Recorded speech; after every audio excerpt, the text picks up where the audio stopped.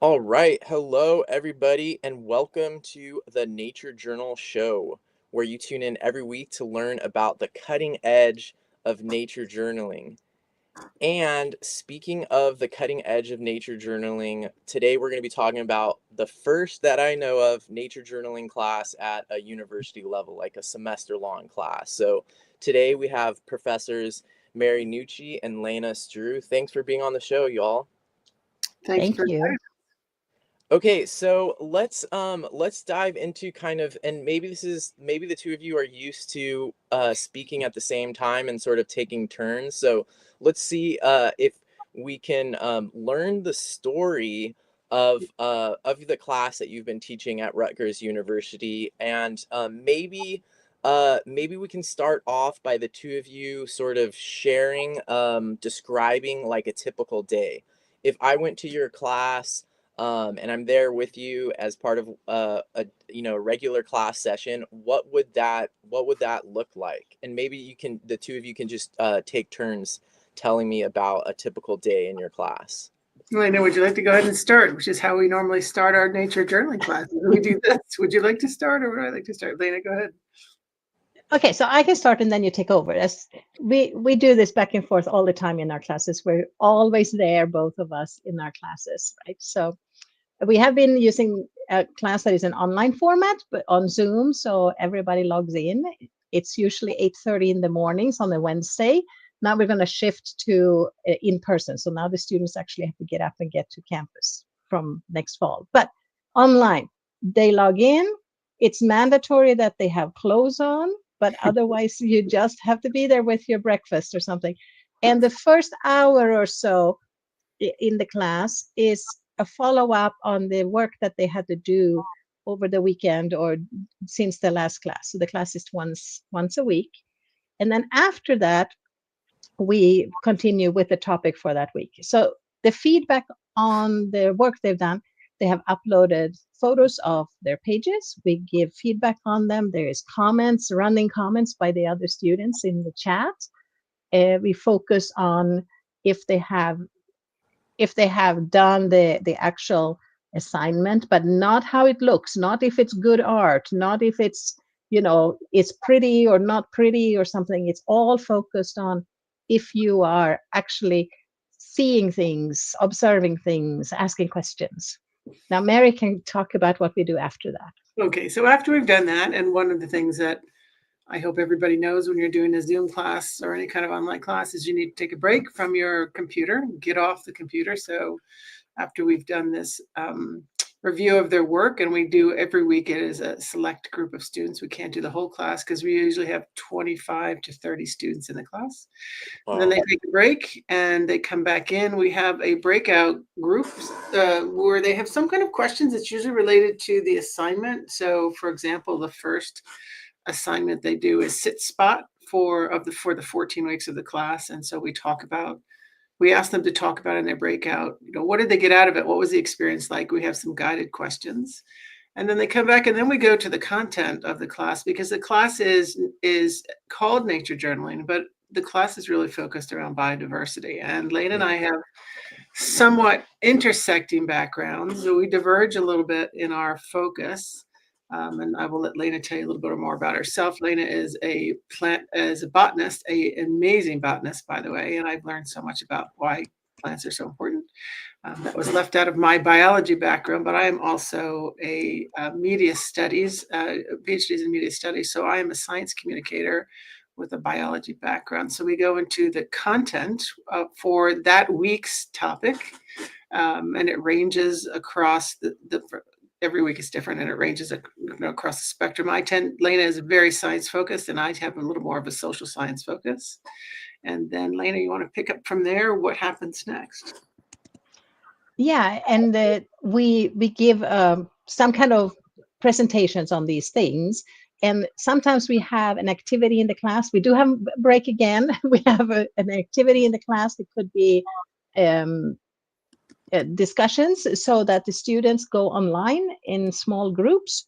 They are online, but they go into small group discussion rooms, and we all have them all in a Google documents, and they start discussing things in the Google document, and that actually that happens sometimes, that has to do with the previous week's work, and sometimes also discussions on the discussion topics, so they can see what everybody is writing. And we're trying to create this community, even if we have been online, a community where students feel seen and heard, and where they can sharing things, so it doesn't become anonymous, even if you are in a Zoom format.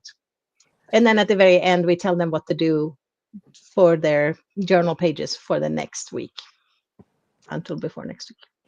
Cool. That sounds like such a thoughtful structure to the class, and the focus on creating a learning community, I'm sure, has a really big impact on people's the way people feel, and then also the way they're able to learn and improve. Maybe you could talk about, I heard rumors that that this year it's going to be in person. Could you say something about that, and what your thoughts are on how the class is going to be structured, what will be different? So Go ahead, Mary. we actually, I don't think we're going to change too much. Obviously, it's going to be different because we don't have breakout rooms. I think what I'm very excited about, I think Lena is too, is the chance to actually see the students and be with them when they're journaling, because and having their journals there and doing some more hands-on with them. Because the one thing that Lena referenced was in terms of these towards the end of the class, she also does quite a few demos. Lena is, of the two of us, Lena is definitely the stronger artist. She has a lot more pencil miles than I do, but we do demos. Lena does a fantastic job with doing demos on watercolor and various kind of media that we use in the class. So being with them is going to be very exciting. I don't think right now we have decided to change anything so much. We've been doing the online class since 2021, and it was not necessarily a COVID related class. It wasn't necessarily online because of COVID, but what I'm just going to say that one of the reasons to move into the face-to-face was we love the interaction online, but we really want to be there with them, because I think that's what's so special to me about nature journaling with people, is to be with them and have this shared amazing experience, and have people have different experiences even in the same place. You want to jump in there? Yeah, it also gives us an opportunity to show them more hands-on how to do things. We hopefully can be in a classroom where we can just walk outside, just even for half an hour, and look at things and sketch this sheep, right, that is moving around or something.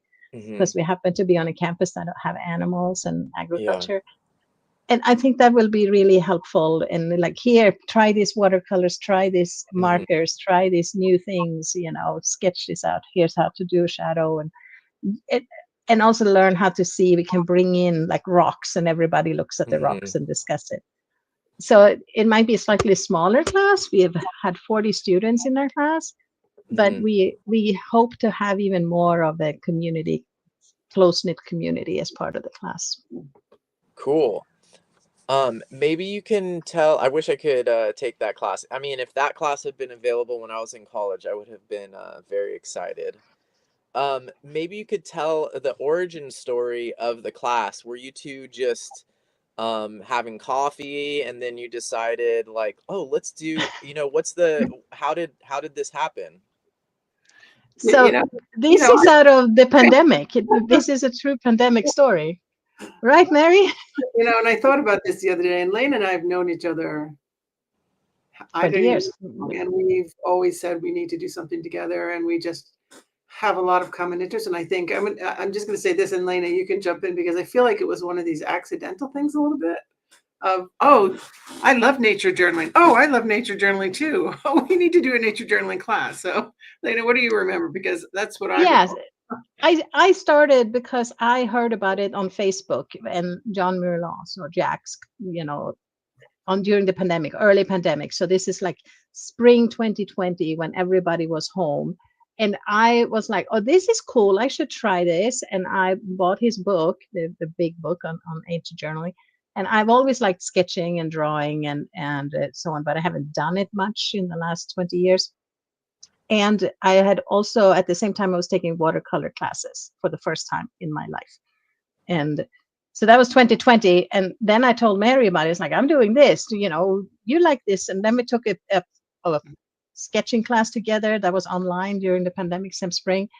And then it was like, okay, we need to do a class on this. We need this nature journaling thing. So it was Jack's work that was online that really helped us to kind of see how we could do this as a class, and then following up with the Wild Wonder, you know, the symposia, your YouTube channels, and other things. And then it turned into this class that during the pandemic, they were looking for classes that could be taught online. So we started that, and then we kept it to be online even when things went back. Now we're switching back to in person. But it's really a pandemic, sitting at home, trying to find things to do, learning how to observe, you know. It's fun, you know. I have the first pages still here, you know, that the very first pages I did. Wow.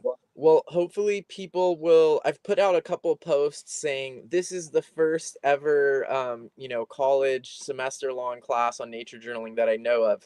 If you know of an earlier one, say something. But so far, we'll see. We'll see if anything comes out. Maybe my next question then is, why do you think Rutgers was the first university, or why do you think that there weren't classes before, or was it just the timing right, or is it that the two of you are just very cutting edge? Why do you think this is where the first nature journaling college class happened? Well, for me, Lena and I Lena is, if you guys ever want to work with somebody, get somebody like Lena, because she is very engaging, very interesting, and she kind of feed, you feed off of each other. You feed off of this passion for the work that she brings to it. And because we're like this, we're very similar in a lot of things. And I think we also, at Rutgers, are two women. Lena is tenured, I'm not, but two women who really want to make good things. And we have, support for our being a little innovative at Rutgers. So I think for me, that's why the course was able to happen there. Still, when it first came out, my department was like, what? You want to what? But because it was, I think, honestly, I'm not sure two other people would have necessarily been able to do, but we have really great support by other faculty in our departments. And Lane and I also don't take no very easily. So that may be. I think it was a synergy. I mean, Mary and I, we're similar, but we also agree to disagree many times, so that we have a very good rapport with each other. But I think it has to do with that we're in the School of Environmental and Biological Sciences at Rutgers, which is the old ag school, and it's a small number of departments that are very much focused on hands-on learning and environmental outdoors. We have the animal science department, we have entomology, we have plant science, we have ecology, evolution, meteorology, human ecology. So it's very focused not only on the academics, but also on science communication. Mary teaches science communication. I am really interested in science communication. Everything I do in my research, I think about how can this be done and shared and implemented in classrooms. I run various teaching initiatives that has to do with botany, globally. And I think that kind of thing is that we both are also interested in art. So then all those things, this synergy was this kind of melting pot that came together in nature journaling as part of this. And then we realized how we could take this and create learning goals, create a graded system, a focus not on making fine art, but learning how to see and learning how to be and learning how to think about your observations.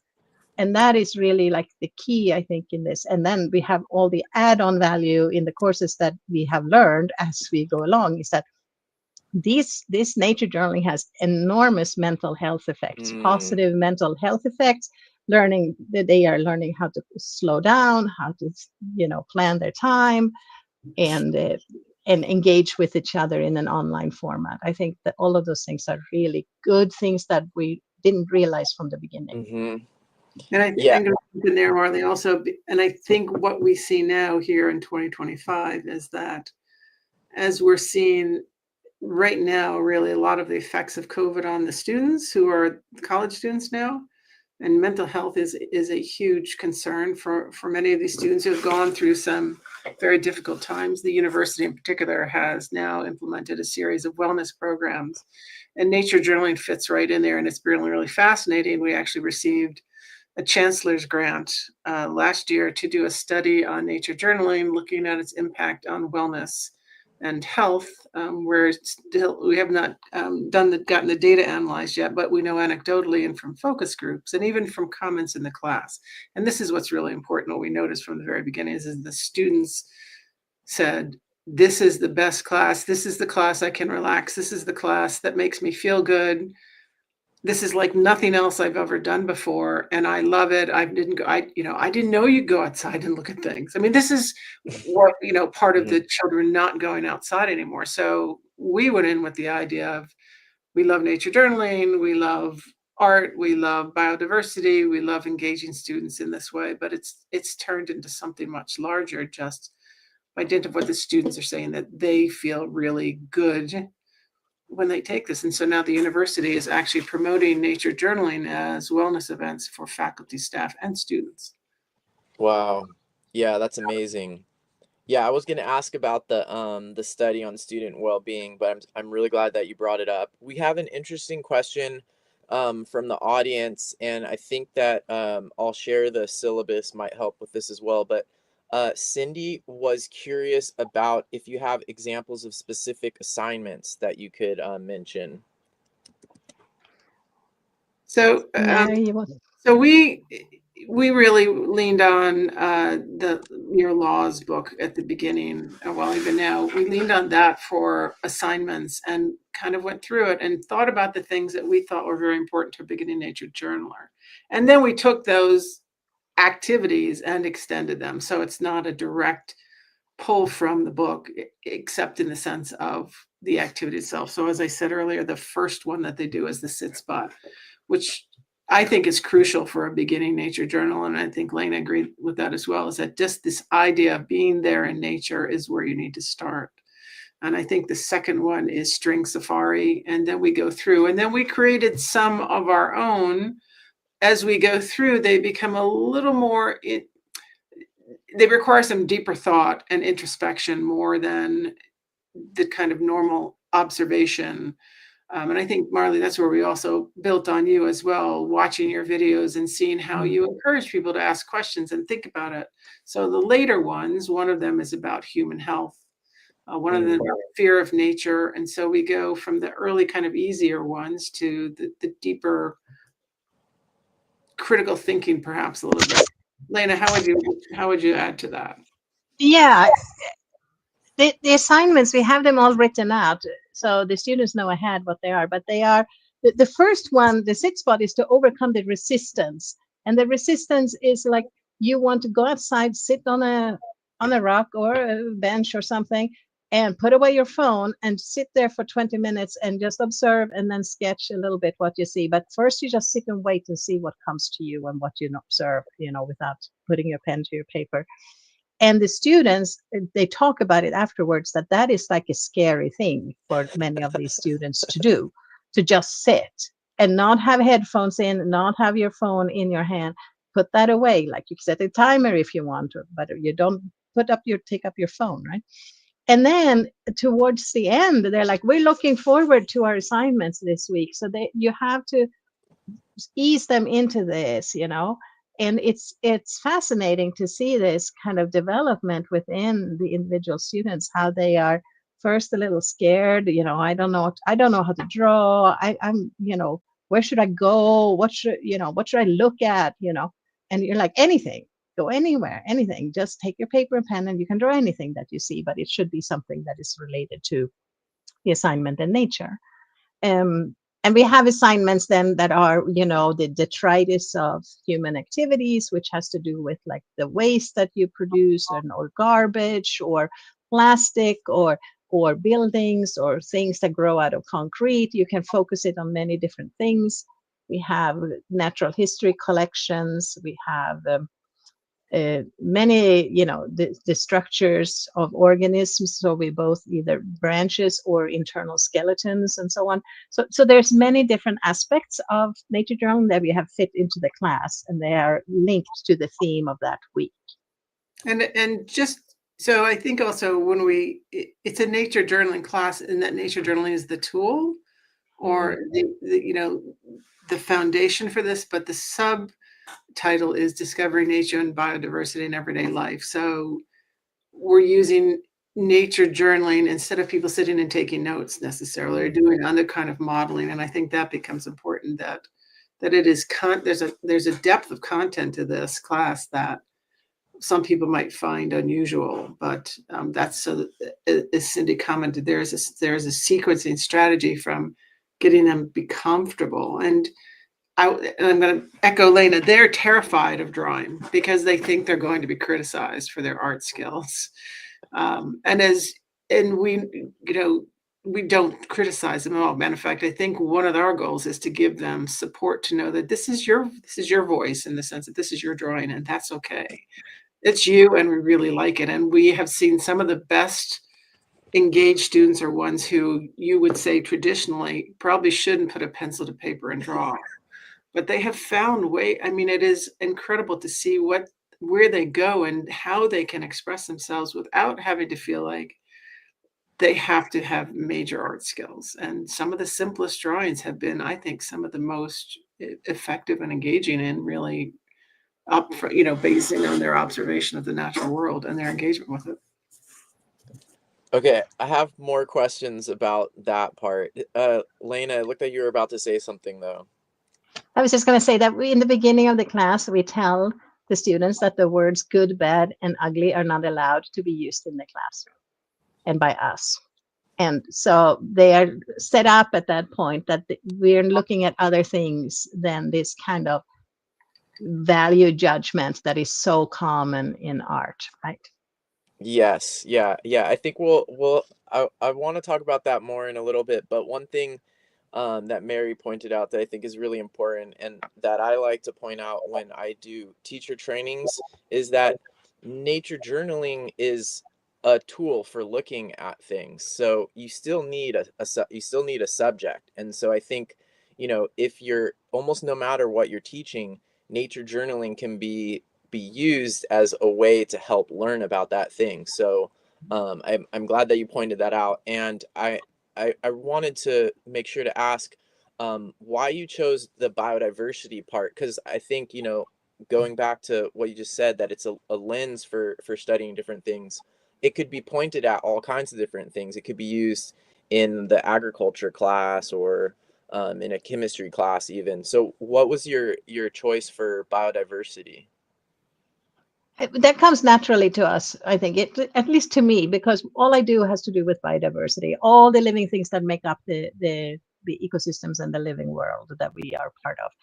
And when you go aside, and also because we are in the school that we are in at Rutgers University, it's very much focused on the living components, and then the non-living component around it, weathers, waters, oceans, and so on around it.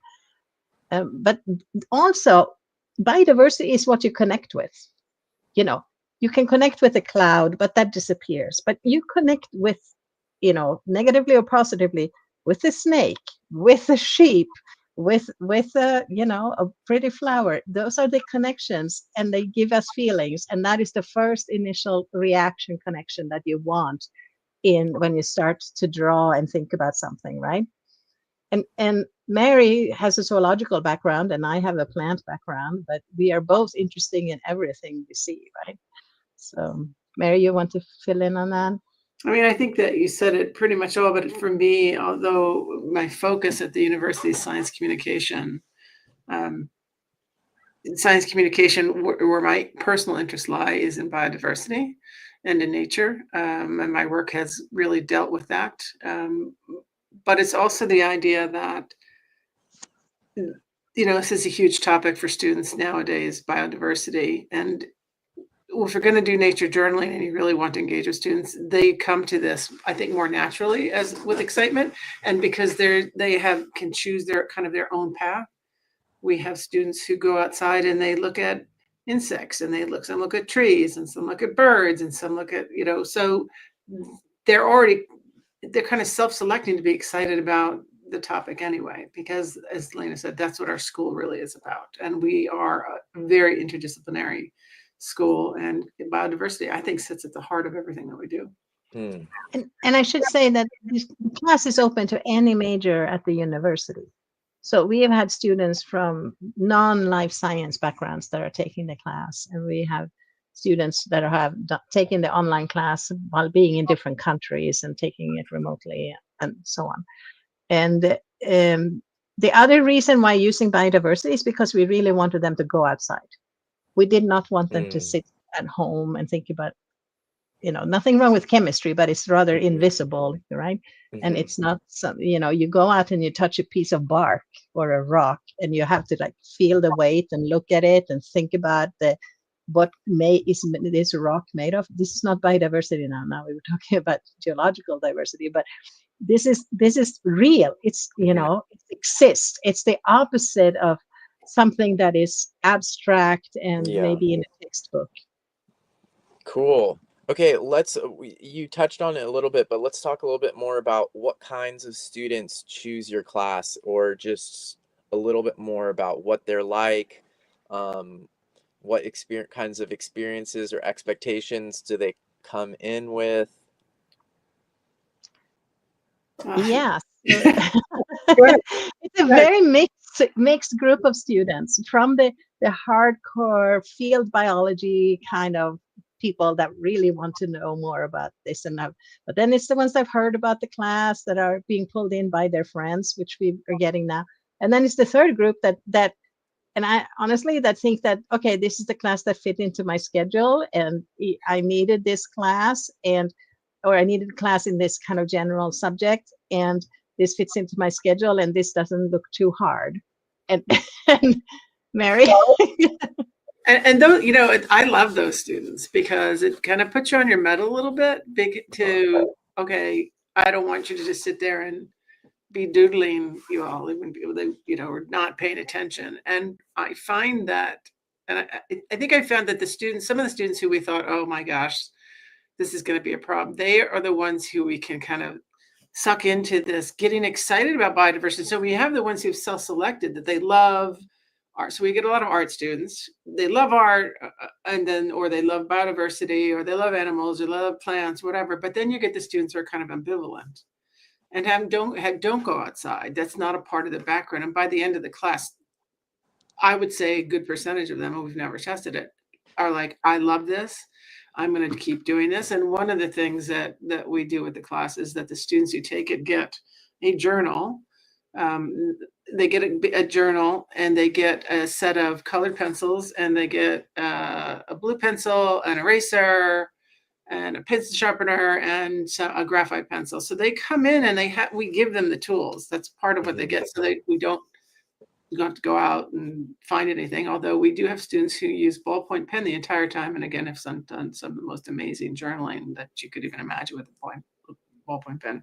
But those students who it fits in my schedule, I love those guys, gals, because you got to figure out, you got to get them. And when you get them and they go, this is the best class I've ever taken, and I can't, I'm going to keep doing this. Do you do any more? Are there any other classes like this? That's And we should say that we started this class, but it has spread as assignments, as like 1-point assignments in many other classes at the universities. So it is now used in entomology, in invertebrate zoology, in other classes. I think it's invertebrate zoology. I can't remember. Maybe it's vertebrate zoology, and plant biology. So it's spreading, and it's used like as, okay, today in the lab you're going to do some nature journaling. Here's the basics, and then they have to practice one day on it. And that is also something that has been part of this, and that it has been adopted to other things. And it's not just STEM fields. I actually use nature journaling in my science communication classes. So it's which you wouldn't necessarily say is a STEM discipline, but it's really fascinating to see how people have picked up on it. Cool. Well, I'm just gonna post I just want to let people know that I posted the text for the URL for the syllabus. I highly recommend looking at it. It's not a clickable link, unfortunately, so you'll have to try to type that in. But if you also type in Rutgers University Nature Journaling, you should get to the syllabus pretty quickly. It's worth a read. It's very cool.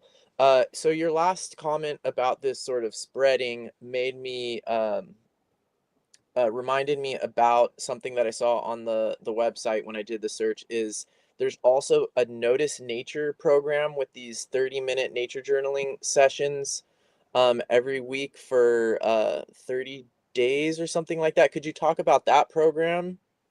Sure, that's the grant that we received from the chancellor. The chancellor of Rutgers every semester offers grants for particular topics. And so we submitted a grant where students would, the first semester, they would participate 4 times, come in and do 30-minute nature journaling sessions. And we were doing pre and post to gauge what their responses were. We were specifically focused on freshmen with the idea that in their first semester, with the idea they're coming in and they're already really stressed from everything that they're learning, trying to figure out the Rutgers bus system and where to eat and things like that. We then expanded it to all students. And again, they attended for 4 weeks, pre and post, and that's the data that we need to analyze. And then we did focus groups at the end. And the idea was, or the question was, does nature journaling influence an individual's wellness? Does it reduce stress? Which we know from the literature that nature journaling has a lot of effects like that. But again, without having done the actual analysis, but looking at the data, we know that students who, and it's across the spectrum, is from freshmen to graduate students who do nature journaling, do self-report lowered levels of stress. In the focus groups, what we notice is, or what students said, yes, I remember being much less stressed when I did that. The problem was it doesn't last. So, I think in nature journaling as that kind of tool to help people reduce their stress, improve their health and well-being, it needs to become a habit. And so that would be, I think, one of the outcomes of the research itself. So that Notice Nature project is over. It's been completed and it's just waiting for the data analysis.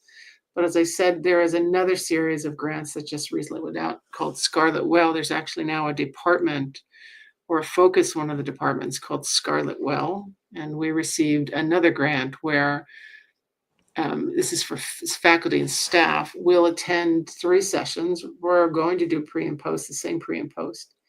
But they're going to be a combination of nature walks, a nature journaling, and then the final event will be tea and coffee and conversation, because we know that food and feeling the community. So Lena referenced community earlier.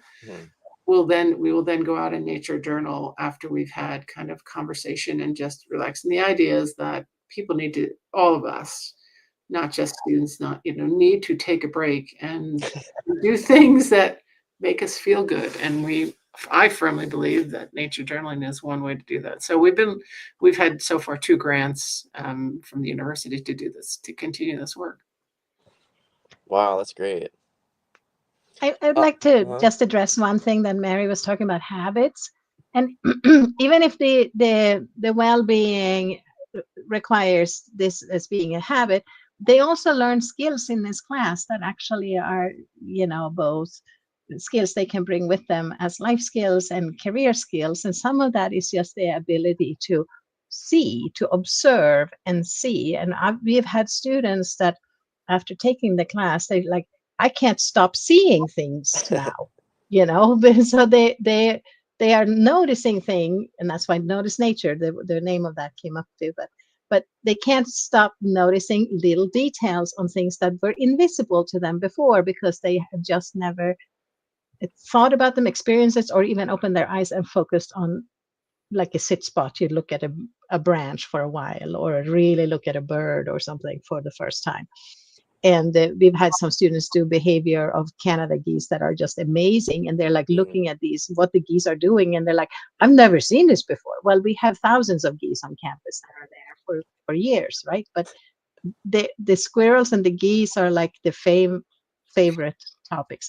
But those things and other life skills is like time management, the idea that you are okay to start something and sketch something, and it doesn't have to be perfect. It doesn't have to live up to somebody's vision of what it should look like, but everybody in the class will find their own style to do a page. So it's okay if one student's page look completely different than another person's page. There's no like how to do this in that we are imposing on these students, and that to them is very, very revealing, because they are used to, here's a question and this is the expected answer, and nature journaling is the opposite of it. Mm. Okay, that's a perfect segue to my question about grading. So we've used the word judgment a couple times, or I've heard the word judgment a couple times, or like comparison. How do you go about actually grading people then? Yeah, so we do grade because it's a 3 credit class, and everybody, it's not a pass fail class. This is a real graded class, and you can get an A in nature journaling if you do the work.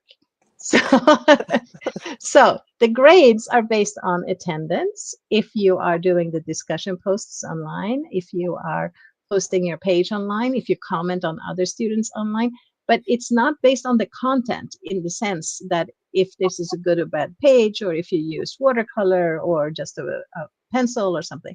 But for the page, they have to fulfill certain criteria. So they have to have writing, they have to have something visual drawn, they have to have something that includes numbers. So this could be a measurement, a graph, it could be something, distances, something that has to do numbers. So it has to, this is after Jack Law's kind of like nature journaling thing. And then they have to have the something that I notice, which is an observation. It doesn't have to be spelled out, but an observation, something they have seen. I wonder, which is a question. So a question has to be, several questions is good. And the last one is the synthesizing, it reminds me of, or it's like something where you put it into a bigger context where you relate what you just saw to something that you have in your head as a memory, as other information from you read or heard about, and you put that on the page. So we're grading based on that those components are present on the page, but not the looks of things. So the handwriting doesn't matter, and so on. Mary, you want to add things? And they also, and I know someone might say that seems kind of silly or grading that, but they're required to have metadata. And part of that metadata is their name. And we're very insistent that their name be on there. And again, sometimes this is like, oh, come on. But it's important for students to focus on the details of what they're doing on the page. And that metadata becomes important, that they sign off on that page. It's their page. They have the date. Where did it happen? Where were you? What time it was? What is the weather? And when they go around and look at each other's pages, they are encouraged to see what others have done, and this isn't necessarily part of the grading, but to look at what others have done. And that's why we have them share their pages with each other, because we want them to see what others have done. Because I think a lot of art and a lot of, especially nature journaling, is what did you see that you liked somebody else did, and kind of, can I mimic that, or can I insert that into my own? And then the last thing that they get graded on is they have a capstone where they are asked to go back and redo a page, because over those 14 weeks, the 14-week semester, they grow a lot. So we want them to go back and redo a page, and it doesn't have to be, doesn't necessarily draw in the same way, but they go back and do that same assignment, and that becomes very important so they can then see their growth. We ask them also to provide a kind of reflection on the experience in the class, because more so than maybe in other classes where you learn content. I now know, okay, I knew how to spell photosynthesis at the beginning of the semester, but now I know what photosynthesis is. This is a little more self-reflection becomes very critical in nature journaling, to see how you have grown and what you've learned from it. So And the capstone also has two more components Mhm. in it. And one is that they they have to describe their final page to somebody that cannot see. So this is an accessibility description in words of what is on your page, what does it, how does it look like, what's the content, and how did you make your page. Oh, That is wow. something I've never done ever before in any class, I think. And they struggle a bit with that. But we just say, imagine you're on the phone, oh, sorry, with your grandparents, and you're telling them how your page look like. They can't see your page, but you're describing the page in words to your grandparents or somebody else. And Wow. the the third thing is that they also have to write a little personal statement about the growth and their path through the class during the semester, what they have learned in the class, and how they think that might influence their future career life way of being. Cool. Okay, so it sounds like this class sounds amazing in so many ways, but there must be some hard parts. What has been the hardest part for either of you? Mm.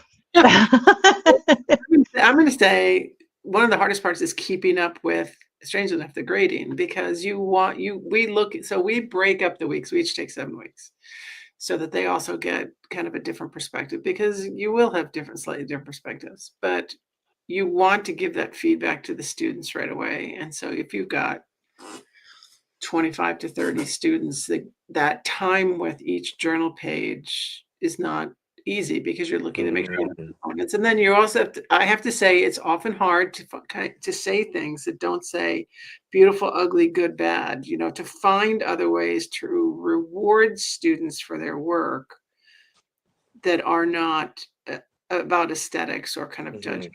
Mhm. Um, I mean, I think that's the only hard thing. I love the class. The class, even though it's online, it's like, it's a break for me too, with all the classes I teach. It's just fun. I have to say that it's just fun. And Lena is, having someone like Lena to work with really is very helpful, and you can play off each other. And we disagree quite a bit. And I think that's also valuable for the students to see that the two adults can Yes. disagree and still hang out with each other and still understand each other. So, I mean, that's the hard We often disagree on not scientific facts, thing. but how one of us says, well, I think you could have done it this and this way instead, maybe for better, and then somebody else, the other person comes and says, well, actually, I think that was very effective. So the students do get feedback from two different individuals, which I think is very important, that it is a shared experience that way. But the grading, it's a lot of grading. It's a hard class to teach when it comes to how following up with all the work that is done. And the students, if you miss the first 4 weeks of classes, you're not going to be able to get a high grade, because you have missed so many small Mm. assignments. But if you keep up with it, so you learn time management, you learn accountability as part of this too. Keep up with it. But and there's been some students that's hard to engage a bit, and that I think isn't the class itself, it's just the academic Mhm. models right now, and hopefully moving to an in-person format is going to make it easier. So Cool. 8:30 in the morning has been a challenge. So for sure, for us and for students sometimes. At some mornings I know that I had to like cover because there was some traffic problems. Mary couldn't get to work on time and other things. So we, things happen. But overall, this has been a fantastic experience to teach this class, and we're going forward with it. Cool.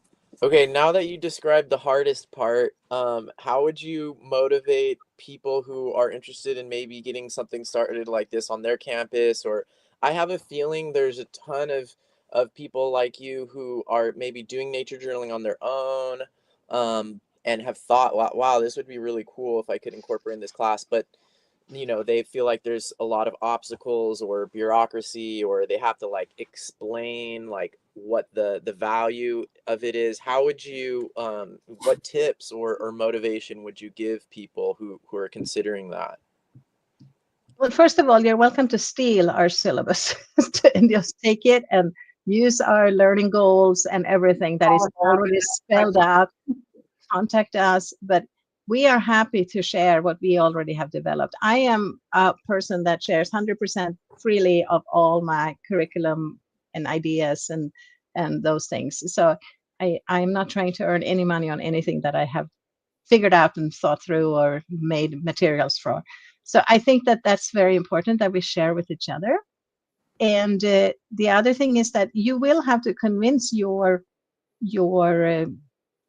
faculty department, whatever, the curriculum committee or whatever you have at your, that this is a valid course. And so there has to be science plus the communication and the internal broader mental health things. It has to all fit together within your own field. And not all schools have that as a focus. So I can see this fit into everything from things that have to do with healthcare, for example, but nobody has developed that for that topic yet. Mm-hmm. And I think luckily there is, and hopefully when our research is analyzed and hopefully published, is that there is starting to be a body of literature that supports nature journaling. We understand journaling itself as a tool, but nature journaling as well. And it's not extensive, but there is literature out there. There's not a lot at the college level. There's a little bit. And I think that was helpful for us when we submitted for the class, that it wasn't just some, hey, let's have a party. It was that there actually is some support for this through research, that it is an effective and great way for people to learn. And we know journaling itself, just the writing journaling, we know that hands doing that fine motor skills is something that has been lost to children now. And there's starting to be research out now, aside from, we know that typing on a computer is better than listening, taking audio, but it's handwriting that makes a difference in learning. And I think that can become a really great way to sell this, is that this is a way to make connections and to learn that we have lost with the use of technology. Mm-hmm. I'd like to add also that this is teaching this class. You have to be curious, and you're going to learn so much from your students that you did not know before. So goes both ways. You are not the one that gives all the facts to the students. They are seeing things. You don't know what they're seeing. You don't understand what's going on. You're talking about it together. There are some students that are experts on beetles, and every page has a beetle on it, or if they can make it into their thing. And you're like, fine, great. What beetle is that? And you create this kind of allowance of curiosity, and also allow them to see you in a role where you are not the one that knows everything. And I think that's very important, that we are all learners in various ways, and that we can all learn from each other. And can I steal the comment, just the word from Sarah's comment, is that what Lena just referenced is a little bit of vulnerability on our part. And the way I think about learning, and Lena thinks about, or teaching, is that you are a guide, not necessarily a content expert, that the people who are on the other side of the table are sitting, and often you're standing, bring to the room content that you didn't even know about, experiences you've never had. And so that allowing students to see that they can come in with knowledge, and we're vulnerable and laying ourselves out and say, I didn't know that. That's so cool. Tell me more. Can you come to class next week? Can you explain to everybody else? I think that becomes one thing that's really wonderful with nature journaling, is that it is not that it's someone's maybe leading the use of the tool, but that people come to it and bring their own content with them. So I just stole that word from Sarah, because I saw that question pop up. Yeah, great question. And I think the intellectual humility and sensitivity to epistemology is something that at this point has been cooked into a lot of the nature journaling. A lot of the nature journaling instructors are pretty aware of that. And so, like, you know, we ask questions about something before we shout out what we think it is and try to make a distinction between like knowledge that we like heard or saw versus that we observed directly. So okay, we're running out of time. It went by super fast because it's such an interesting conversation. So I have two sort of concluding questions, and my first one is, what would level 2 of this class look like? It sounds like some students are ready to come back for more. So what would it look like if you were to have another level of this class? Hmm. I actually have a thought in mind, which I haven't mentioned to Lena yet. I have a thought too, and I haven't mentioned it either. Okay, Mary, Great. go first. So my level 2 is a train the trainer, is to train the students to be teachers themselves. And Lena, I needed to tell you that we've been asked to do a nature journaling session for Are You Well, one of the student clubs, because they had such a great time with the Notice Nature that they wanted to come back. And I think it's time to turn students into the teachers and let them teach others. So that was my level 2. So Lena, you go.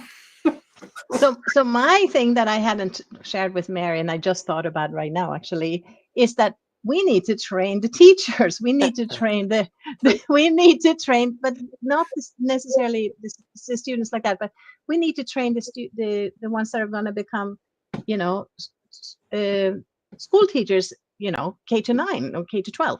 Those we need to get this into, I think, into the curriculum of the Graduate School of Education or something like that. That is part of components into there so that people understand how this can help at all levels. Then I also think that we should train graduate students in this, and they can bring it out as when they become hired as faculty members and do it at their colleges.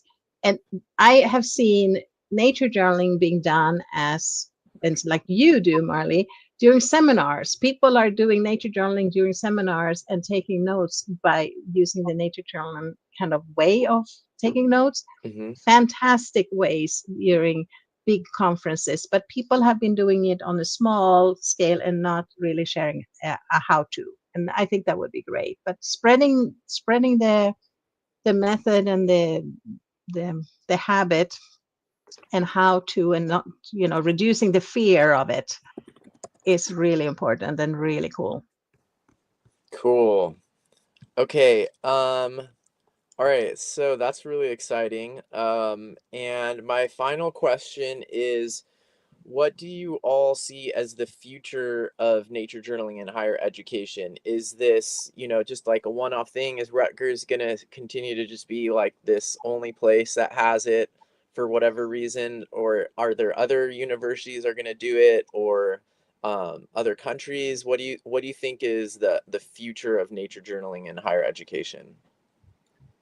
I'm going to say that I know that there are many K-12. So Lena just talked about teaching the teachers. A lot of K-12 who are doing nature journaling. And so I think the fact that they're doing it at K-12 is that as those students graduate and move on and become teachers themselves, I think it's going to disseminate into higher ed. I'm not sure the higher ed is ready for it completely yet, but I think it's just teetering. They're right there, just need a little more push. And I think we can bring a lot of people along. Lena, what do you think? I think that it might not necessarily have to be a full-blown class at every university or anything like that. But one thing we haven't talked about, and that is that nature journaling is AI proof. Okay. Mm-hmm. This is something where you have to sit, do it by hand. You have to tell the story where you were. It has a date and time. And this is something that you cannot make a program. A program cannot use this, right? You can't ask ChatGPT to make your nature journaling page. And we live in a time where AI is everywhere and it helps you with everything, but it's not creating original stuff that is truly original. But any page you make or a student make is your own. You own it. And I think that is really important as part of learning that in college. And hopefully we can create some kind of small modules. It's like, how do you do nature journaling in a field ecology class? How do you do it in this? And put those things out there for students to easily adopt and learn about things. Great. Wow, super exciting. I love I'm going to quote you, nature journaling is AI proof. And then, yeah, so if people who are watching this are too old to go back to college, you might not be able to take this class with Mary and Lena at Rutgers, but I'm sure there's some nature journaling opportunities near you, and you can check out their syllabus for inspiration. Well, you two, thank you so much for joining. This was such a fun conversation. I had a feeling that 1 hour would go by really quickly, as it did when the time flew by when I visited New Jersey last fall, and that was really fun and energized every moment. So thank you so much for the work you're doing, and I'll let you know if I find out about any other college courses on nature journaling. And thanks for everybody watching this at home. Go out now and nature journal and start your own college class too. And I think, Marley, if anyone has questions, you can reach out to one of us. We'd be glad to answer anything that maybe didn't get answered today. So Great. Yeah, if you do a search for Rutgers nature journaling, the information will come up pretty easily. So, and then you'll be able to find their email addresses there. So, great. All right, bye everybody at home. very much.